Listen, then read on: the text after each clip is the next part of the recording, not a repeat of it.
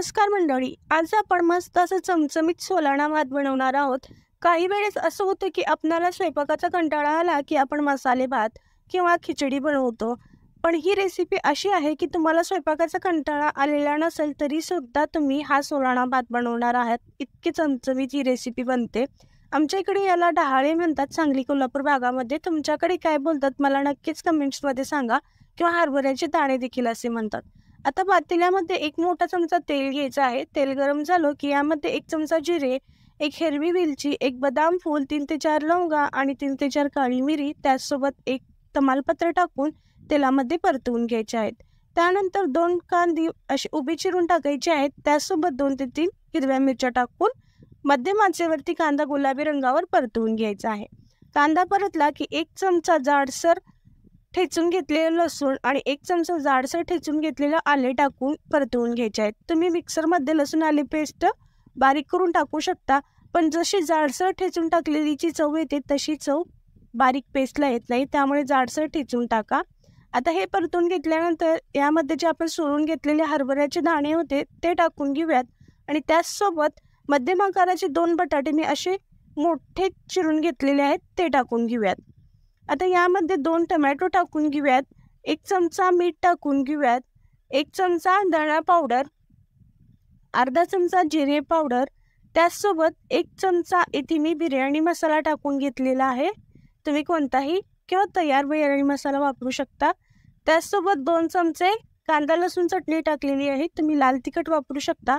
पाव चमचा हळद टाकून घ्यायचे आहेत आणि हे सगळं व्यवस्थित असं मध्यम आचेवरती परतवून घ्यायचे आहेत।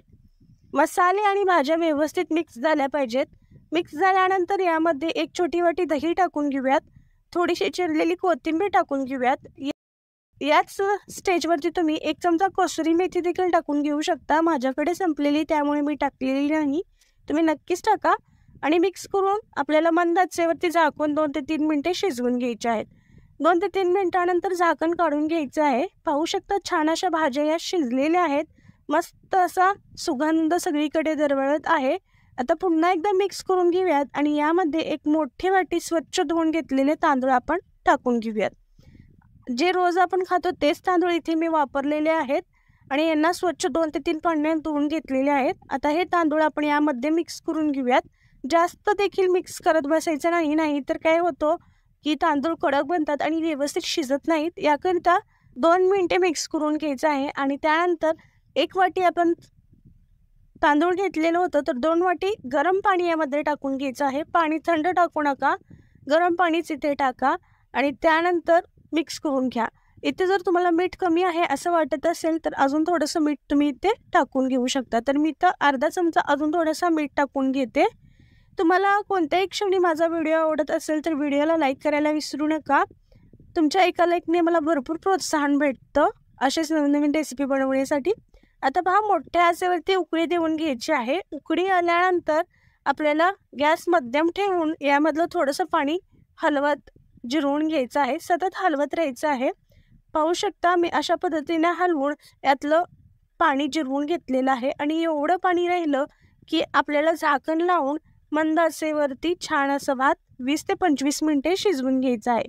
आचारी पद्धतीने आपण हा भात शिजवत आहोत, आचारी देखील अशाच पद्धतीने शिजवून घेतात।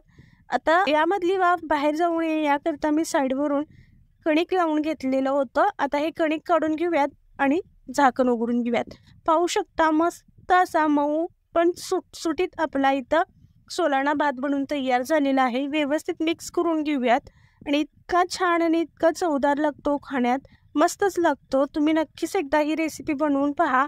तुम्ही जर अशी बनवली तर नेहमीच या पद्धतीने बनवून खाल आणि यासोबत पापड आणि आंब्याचं लोणचं असलं तर मस्तच भन्नाट अशी रेसिपी लागते। तर तुम्हाला जर माझा व्हिडिओ आवडला असेल तर व्हिडिओला लाईक करा, शेअर करा आणि त्याचसोबत चॅनलवरती नवीन असाल तर चॅनलला नक्कीच सबस्क्राईब करा। आणि भरपूर सारे व्हिडिओज माझ्या चॅनलवरती अपलोड आहेत, ते देखील नक्कीच पहा। तुम्हाला जर भाज्याचे 7 दिवसासाठी कोणत्या भाज्या बनवायच्या असेल, मुलांना डब्यात काय द्यायचं रोज रोज उठून, हे देखील प्रश्न असतील तर याचे देखील व्हिडिओ माझ्या चॅनलवरती आहेत, नक्कीच पहा।